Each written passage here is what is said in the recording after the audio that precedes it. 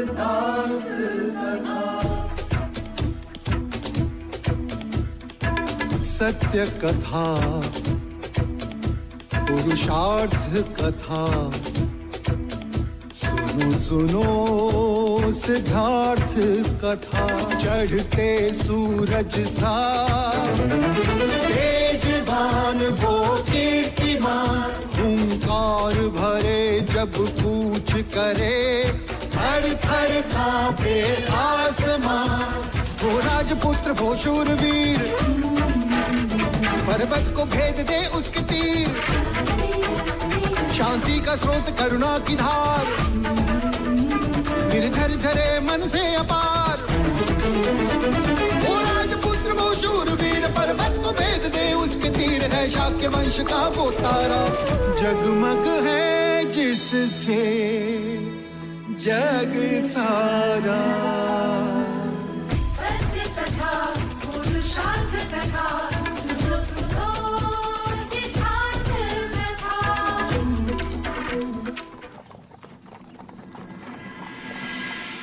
रुक जाइए।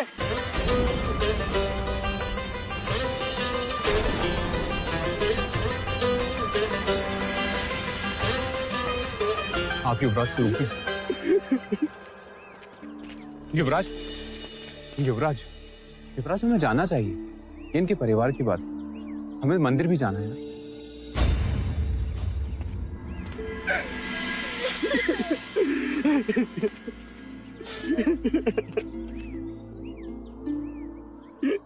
ये क्या कर रहे हो आप? एक गरीब मनुष्य कर भी क्या सकता है। मैं अपने अमृत पुत्र को नदी में बहा रहा हूँ। पर आपने तो इसे आरोग्य धाम भेजा। भाग आया वहां से, हमसे दूर नहीं रह पाया। क्या पता आखिरी बार मिलने आया था। और मेरी विवशता देखिए युवराज, मैं अपने पुत्र का अग्निदाह करके उसे मोक्ष भी नहीं दिला सकता। इसे नदी में बहाना पड़ेगा। अग्निदाह क्यों नहीं दे सकते? मेरे पास ब्राह्मणों को देने के लिए धन नहीं है, और बिना दक्षिणा ब्राह्मण दाह संस्कार नहीं करेंगे और मंत्रोच्चार नहीं होगा। मेरे पुत्र को सद्गति नहीं मिलेगी और मोक्ष नहीं मिलेगा। मोक्ष? ना तुम जानते हो ना मैं, केवल ब्राह्मण जानते हैं, और वो भी वेदों की दृष्टि से, जिनमें मोक्ष की परिभाषा तो है पर प्रमाण नहीं। पर क्या तुम पूरे विश्वास के साथ कह सकते हो कि ब्राह्मणों के मंत्रोच्चार से तुम्हारे पुत्र को मोक्ष प्राप्त होगा, उसको सद्गति मिलेगी? क्षमा करे युवराज, हम लोग परंपराओं पर चलते हैं। परंपरा ही हमारी श्रद्धा है, और श्रद्धा के प्रश्न पर प्रमाण नहीं देखते। क्योंकि ऐसा करना वो भी एक परंपरा है।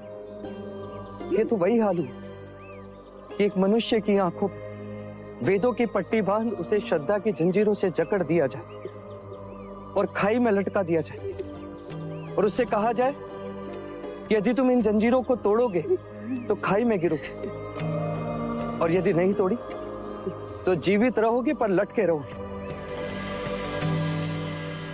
और जीवनांत वो मनुष्य श्रद्धा की जंजीरें थामे संसार की खाई में परंपराओं के नाम पर लटका रहता है। फिर भी मंत्रोच्चार से मोक्ष प्राप्त होता है, सद्गति मिलती है, और ऐसे मिथ्या वचन में तुम मानते हो तो सजाओ चिता। केवल तुम्हारी खुशी के लिए आज ब्राह्मण भी आएंगे और तुम्हारे पुत्र का अग्नि संस्कार भी होगा। चन्ना, युवराज,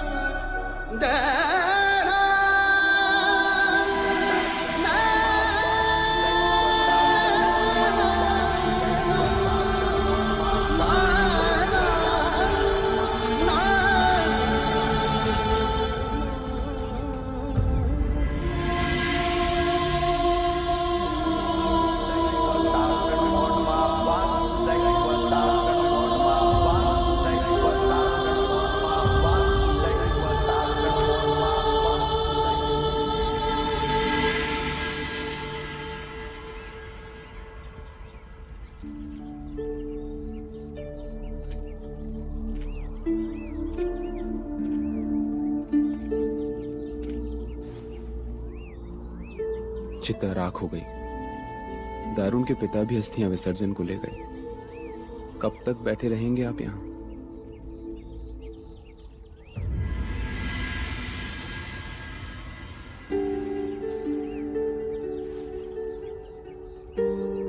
क्यों होती है जीवन के प्रति इतनी घृणा?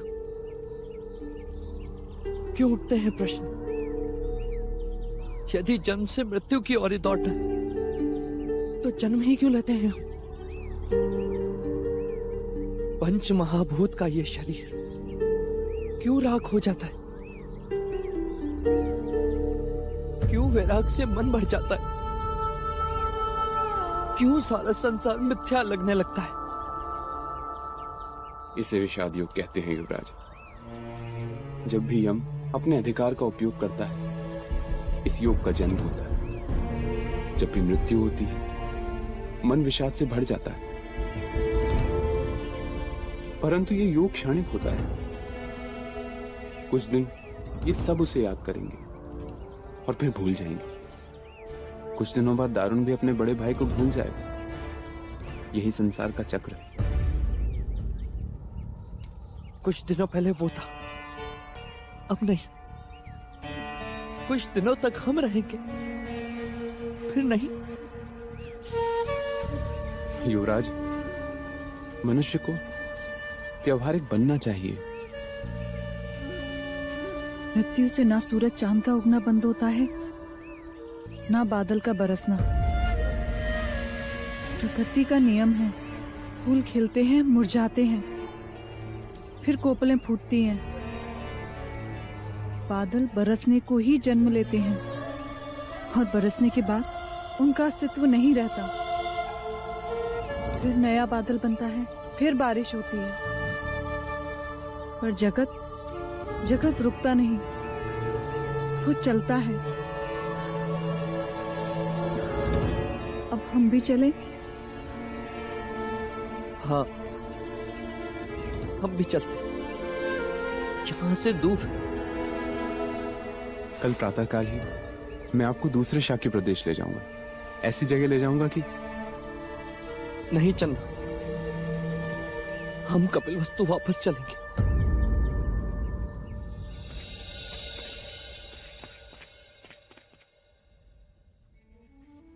इसके सिवा सारे वस्त्र बांध दो।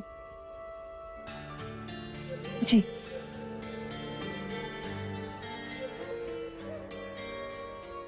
चन्ना ने कहा है कल प्रातःकाल हम यहाँ से प्रस्थान करेंगे।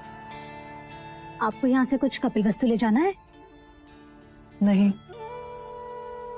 मुझे यहाँ की कोई स्मृति नहीं चाहिए जिसे मैं अपने साथ ले जाऊं।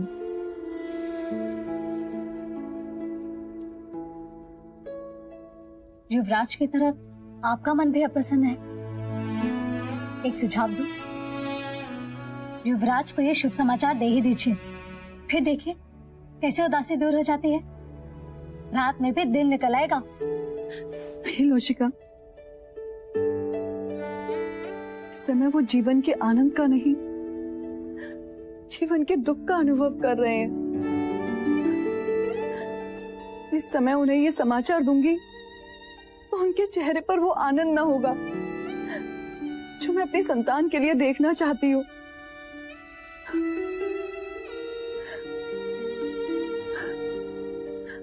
उन्हें ये समाचार मैं तब दूंगी जब वो प्रसन्न होंगे। मैं आपकी वेदना समझ सकती हूँ राजकुमारी। चाहते हुए भी आप ये समाचार उन्हें नहीं दे सकते। पर देखिएगा, कपिलवस्तु पहुँचते पहुँचते सब ठीक हो जाएगा। इस समय मुझे माँ प्रजापति की बहुत याद आ रही है। बस किसी भी तरह यहाँ से निर्विघ्न कपिलवस्तु पहुँच जाए लोशिका।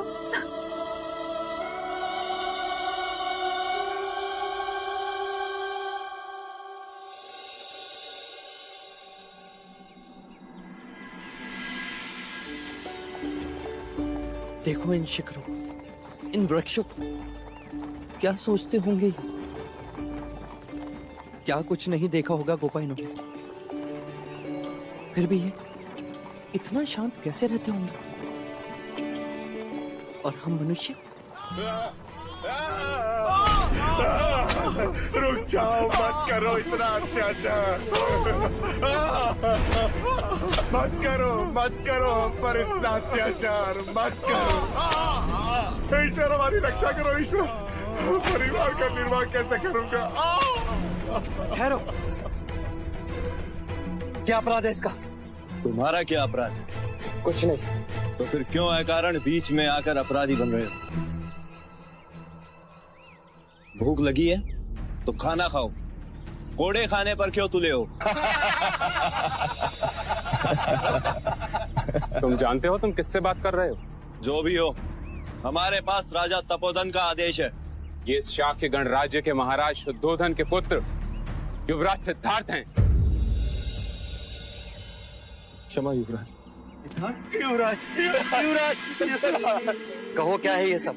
क्षमा करें युवराज, राजा तपोधन का आदेश है कि सारे व्यापारियों से कर वसूला जाए। युवराज, वो कर तो ये हमसे पहले ही ले जा चुके हैं। ये अतिरिक्त कर है। युद्ध के कारण राजकोष को भारी क्षति पहुंची है। बंद करो ये अतिरिक्त कर लेना। किसानों से लगान लेते हो, व्यापारियों से कर लेते हो, गरीबों से उनकी रोटी छीनते हो।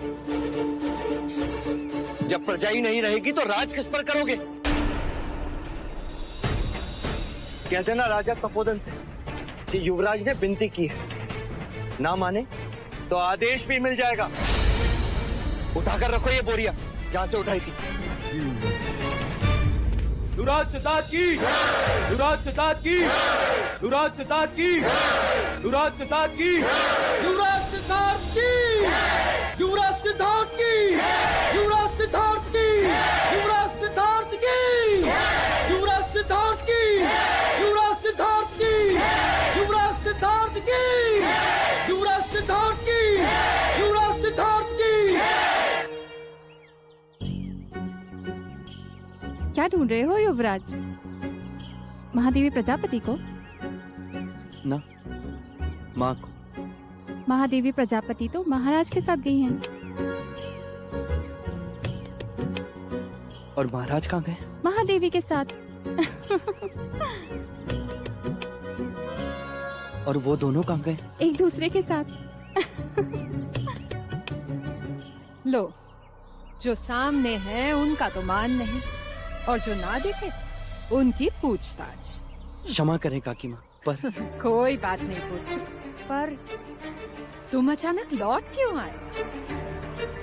तुम्हें तो पूरे शाक्य गणराज्य का भ्रमण करना था। हाँ काकी, वहाँ मन अप्रसन्न रहता था और आप सबकी याद भी आती थी, इसीलिए हम लौट आए।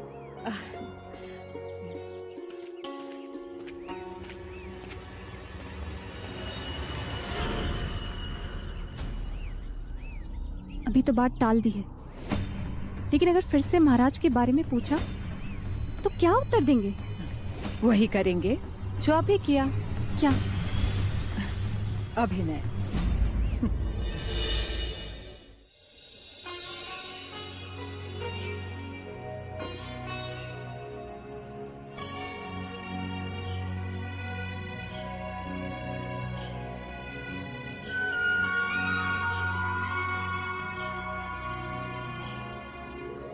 क्यों अकारण चक्कर लगाकर अपने पैर दुखा रही हो?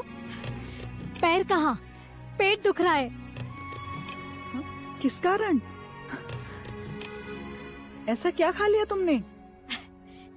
एक बात। बात? कैसी बात?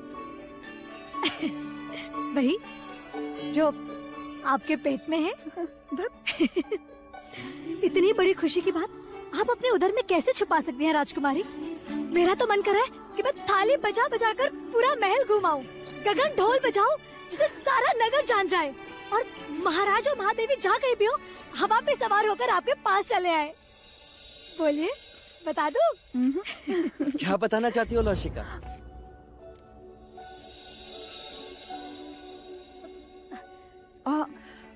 यही कि हम दिए जलाने मंदिर जा रहे हैं।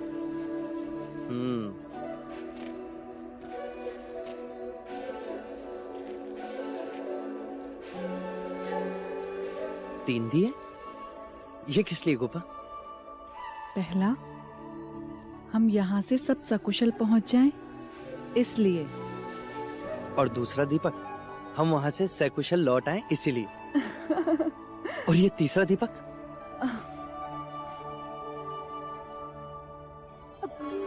मैं चन्ना से कहकर तैयार करवाती हूँ।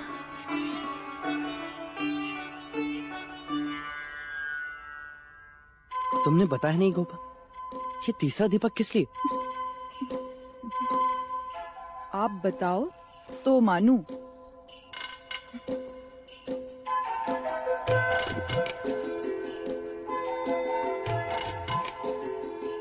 आज कोई त्योहार है?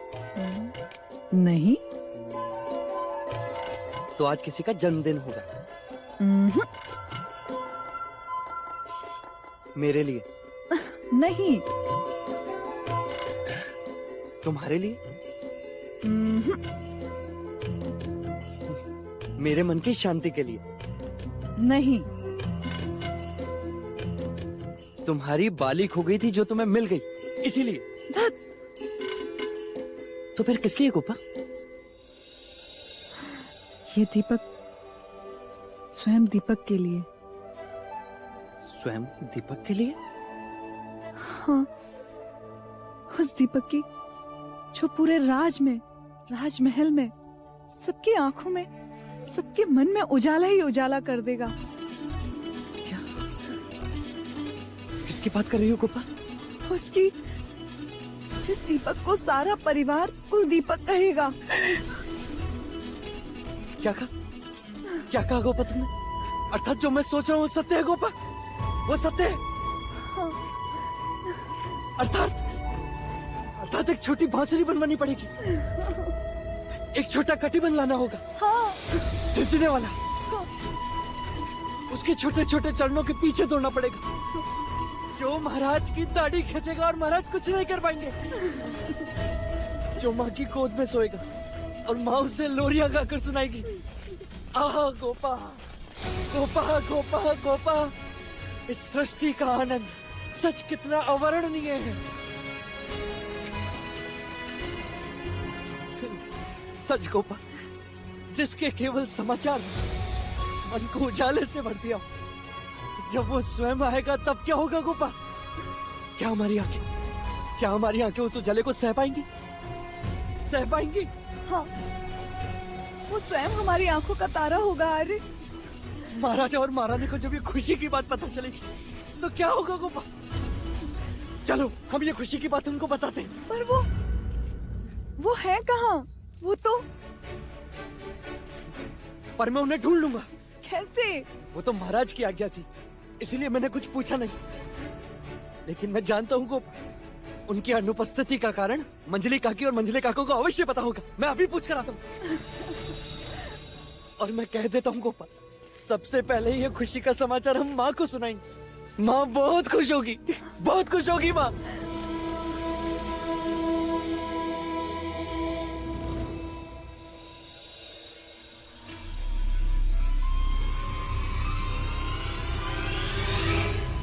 ये क्या कर दिया मंगला? क्या हुआ? पैरों के नुपुर को शीश का आभूषण बना दिया।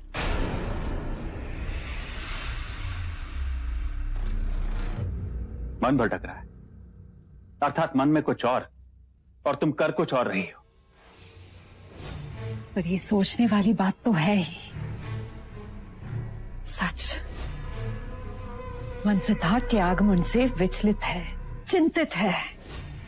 कब नहीं था? संन्यास की इच्छा रखने वाले घर परिवार से दूर भागते हैं, भीड़ भाड़ से दूर एकांतवास में रहना पसंद करते हैं। परंतु ये सिद्धार्थ है कि घर वापस आ गया और वापस आकर कहता है, आप कैसी हैं काकी माँ? आप लोगों की बहुत याद आ रही थी। याद आ रही थी। अब तो जब जब उसके मुंह से काकी माँ सुनती हूँ, ऐसा लगता है कि जैसे स्वयं दुर्भाग्य बोल रहा हो। काकी माँ,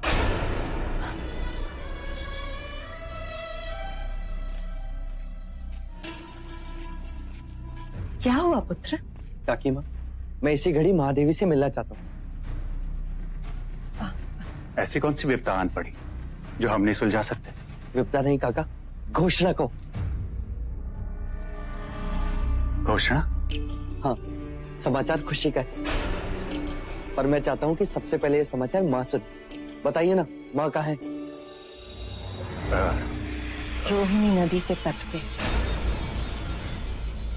रोहिणी नदी के तट पे? हाँ, कुछ पूजा पाठ करने गए हैं, कदाचित तुम्हारी मनोशांति के लिए। आज्ञा काकी माँ, मैं चलता हूँ, उन्हें साथ लेकर ही लौटूंगा। और हाँ, लौट कर आते ही बड़ी खुशी का समाचार दूंगा। अवश्य। ये क्या कर दिया मंगला? महाराज ने किसी को बताने से मना किया था। ऐसा कौन सा अपराध कर दिया मैंने आर्य? उनके पुत्र को ही तो बताया, और किसी को तो नहीं। पर उन्होंने ये बात सिद्धार्थ से कई वर्षों से छुपा कर रखी थी। आज सत्य को उजागर हो जाने दो आर्य। माता पुत्र को दूर करने का यही तो एक मार्ग था। युवराज को पता चल जाए कि उसको जन्म देने वाली माँ प्रजापति नहीं, कोई और है। उससे क्या उपलब्ध होगा? आप नहीं समझेंगे आर्य। आंखें बड़ी करके सोचिए। अटूट संबंध को तोड़ने की यही एक युक्ति है, संदेह। मैंने तो रोहिणी नदी में कंकड़ डाल दिया है। अब देखिएगा, तरंगे दूर तक जाएंगी।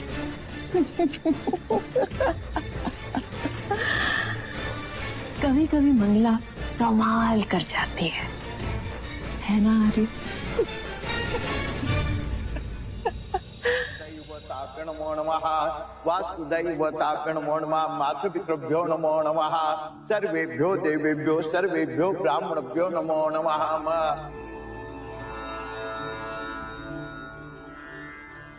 क्या सोच रही हो देवी? न जाने क्यों आज अचानक अपराधी भावना का अनुभव हो रहा है। ऐसा क्यों?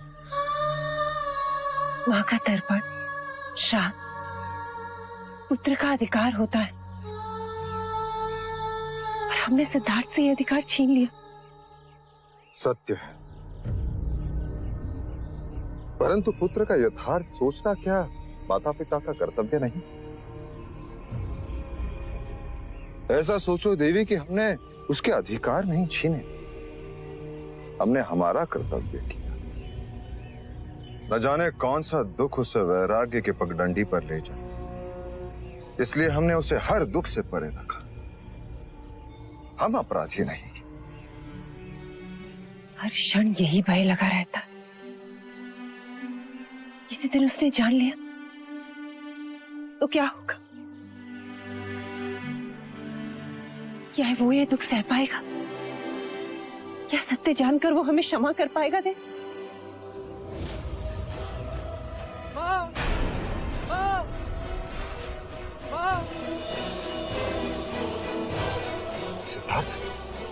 सिद्धार्थ लौटा है।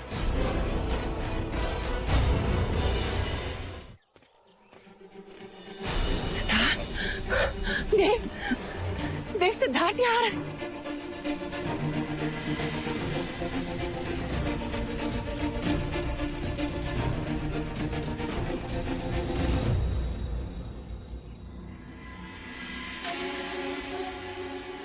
युवराज, तुम कब आए? इतने शीघ्र कैसे लौटे? क्या हुआ गोपा? चिंता का कोई कारण नहीं पिताजी। पहले आप बताएं, आपने महल में ऐसा आदेश क्यों दिया कि आप यहाँ हैं और ये बात सबसे गुप्त रखी जाए?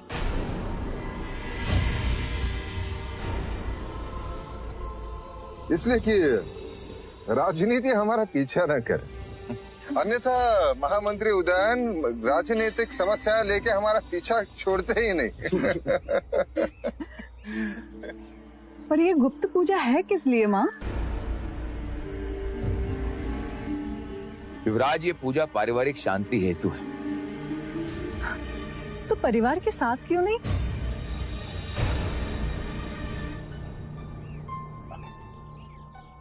अब आप दोनों आ ही गए हैं तो परिवार भी पूर्ण हुआ। तो ठीक है, पहले पूजा समाप्त कर ली जाए। इसका फल एक समाचार के रूप में आपको तुरंत मिलने वाला है। कैसे समाचार? पहले पूजा पूर्ण कर ले, फिर बताऊंगी।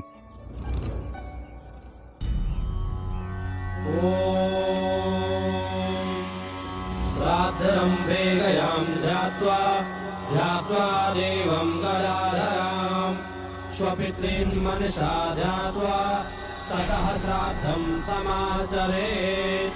इदं पिण्डं ते मया दीयते तौ प्रतिष्ठताम्। पिण्डदानेन पिण्डस्वरूपी जनार्दन वासुदेवा प्रियतां नमः। युवराज, अब इस पिंड को नदी में बहा दें।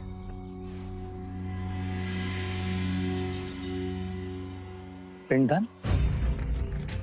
क्षमा करें कुलगुरु, ये श्लोक, ये पिंडदान विधि, ये तो तर्पण पूजा है।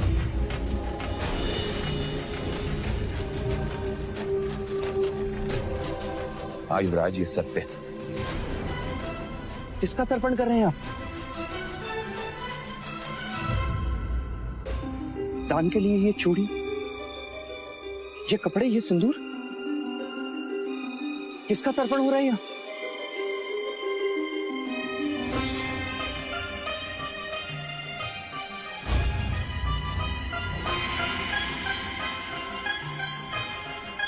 तुम्हारी माता का। महादेवी,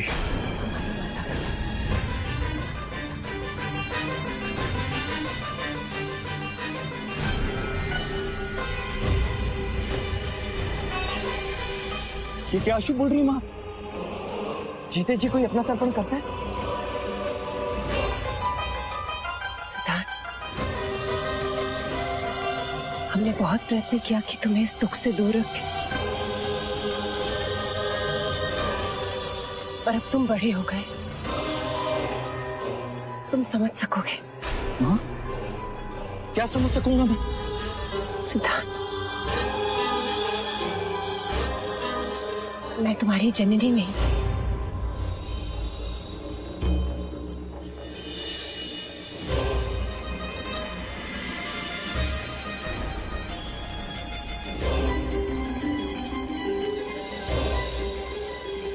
तुम्हारी जन्मदात्री, मेरी बड़ी बहन महामाया थी।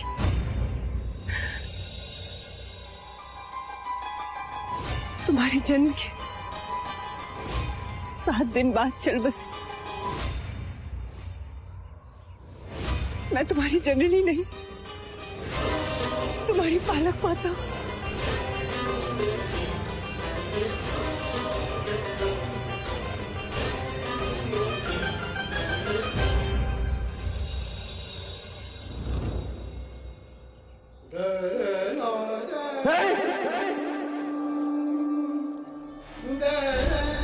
संभालो स्वयं को।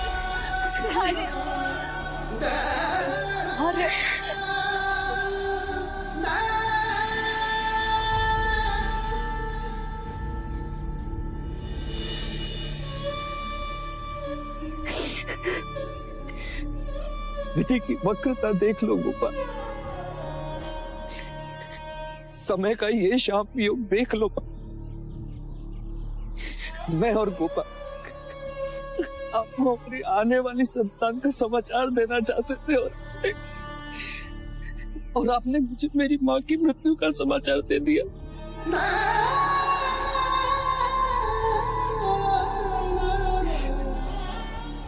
मनुष्य कितना असहाय और काल कितना बलवान।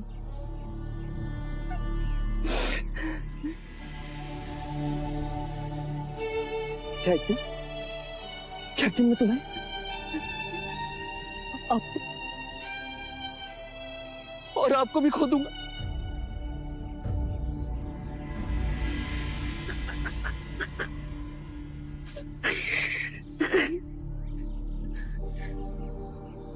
मैं भी कहीं खो जाऊंगा।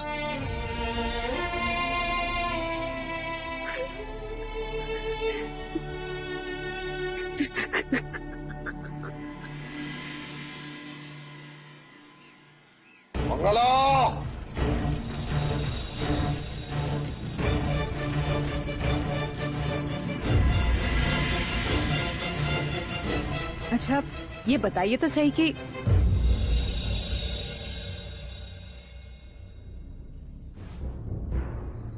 मुझे लगा कि आपके भाई हैं, आप हैं, वो भी ठीक है। चलिए आज आप ही बता दीजिए कि यह हार मेरे गले पर कैसा दिखता है। हाँ? इस हार के साथ सर धड़ से अलग कर दूंगा तुम्हारा। आज तक तुमने जो कुछ भी किया, जो कुछ भी कहा, मैं चुप रहा, तुम्हारा स्वभाव समझकर अनसुना किया। परंतु अब यदि तुम्हारे कारण सिद्धार्थ को कुछ हुआ तो मैं तुम्हें कभी क्षमा नहीं करूंगा।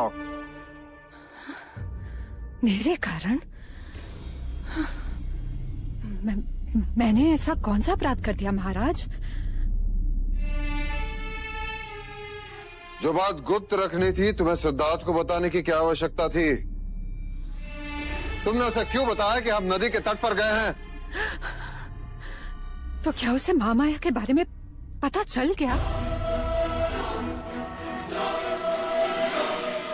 चलो जो हुआ बहुत अच्छा हुआ महाराज, बहुत अच्छा हुआ। लटकती तलवार बनकर जो सत्य जी रहा था वो सामने आ गया। आपके और महादेवी के हृदय का भार भी कम हो गया महाराज, अद्भुत। परंतु महाराज आप तो भार की जगह फटकार दे रहे हो। मैं केवल तुम्हें चेतावनी देने आया हूँ मंगला। पुनः ऐसी भूल हुई तो मैं भूल जाऊंगा कि तुम मेरे भाई की पत्नी हो। पर मुझे सदैव स्मरण रहेगा महाराज कि मैं आपके भाई की पत्नी हूँ, आपकी नहीं।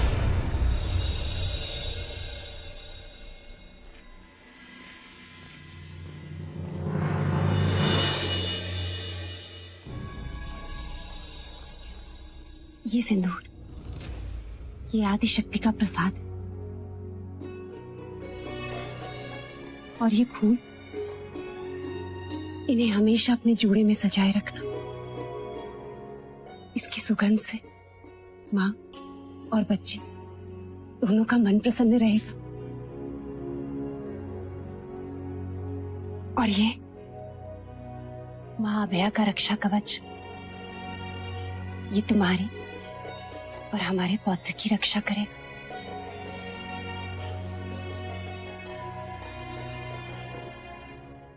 और ये गहने, इन गहनों की क्या आवश्यकता है माँ? क्यों नहीं, तुमने कपिलवस्तु के भविष्य के शुभ समाचार दिए, हमारे पुत्र को अपने प्रेम से बांधकर वैराग्य की ओर जाने से रोका। ये गहने बधाई के।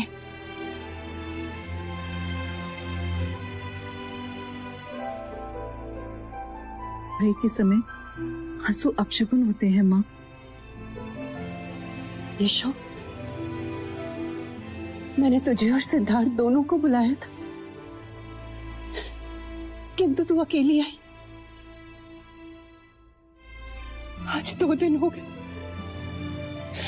मैंने उसका चेहरा भी नहीं देखा। 2 दिनों से उन्होंने मुझसे भी कोई बात नहीं की माँ। केवल अपने आप में खोए रहते हैं, आसमान तकते रहते हैं। न चन्ना से कोई बात, न कंथक से। कभी बात की तो बस स्वयं से। यशो, यशो तुमसे एक बात पूछूं? अधिकार के लिए अनुमति कैसी माँ? क्या वो मुझसे पहले जैसा स्नेह करेगा? मुझे माँ तो कहेगा ना? कहीं मुझे इस बात के लिए दोषी तो नहीं समझेगा कि मैंने उससे इतनी बड़ी बात छुपाई? महाराज भी बहुत चिंतित थे। नहीं माँ, आपने जो कुछ भी किया अपने पुत्र के लिए किया।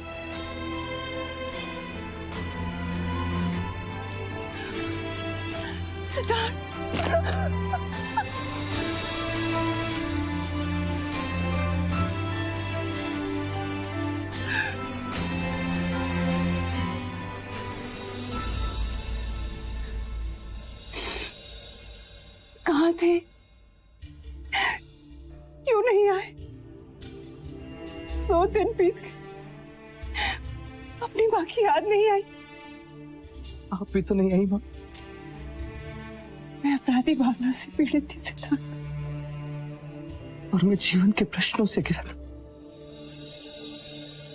कदाचित आकस्मिक स्थिति के लिए मन तैयार नहीं था और अचानक से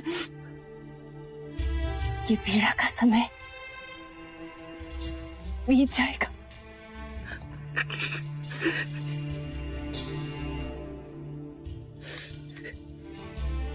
आपसे कुछ कहना चाहता हूं मां। कहो पुत्र। मैं माया का अंश अवश्य हूं, पर आपके बिना अधूरा हूं।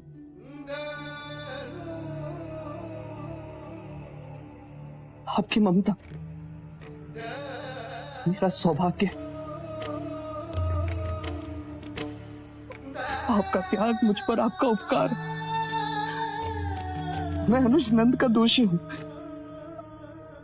जिसे मेरे लिए आपने स्वयं से दूर रखा, जिससे मेरी ममता में कोई कमी ना हो।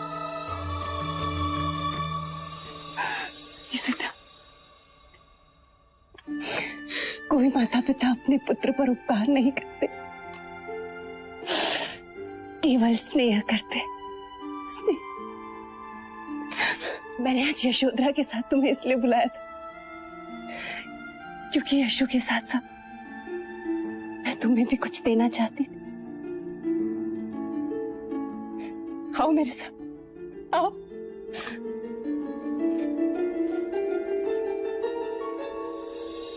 ये देखो, ये माया दीदी की स्मृतियां मैंने तुम्हारे लिए संभाल के रखी थी।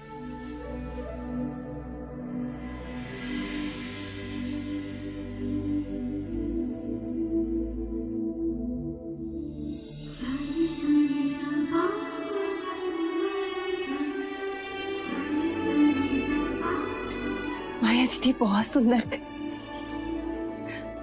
कल्पना से भी अधिक सुंदर। हमेशा तुम्हारे सपनों में खोई रहती थी।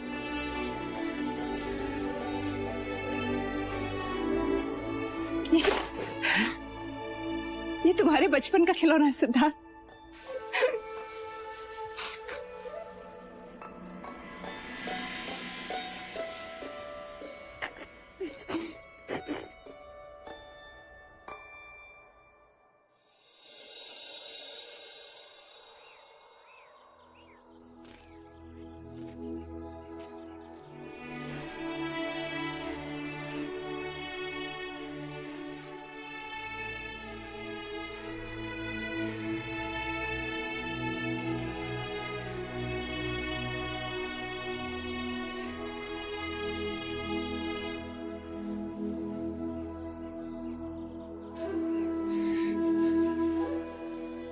अपने पुत्र को देखकर माया दीदी बहुत खुश होंगी।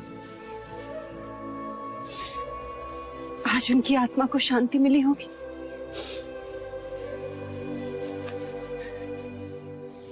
माँ, आपको मैंने देखा नहीं, सुना नहीं, पर आपकी धुन सुनी। आपको बांसुरी सुनना प्रिय था, बेधुनी मेरा आपको तर्पण।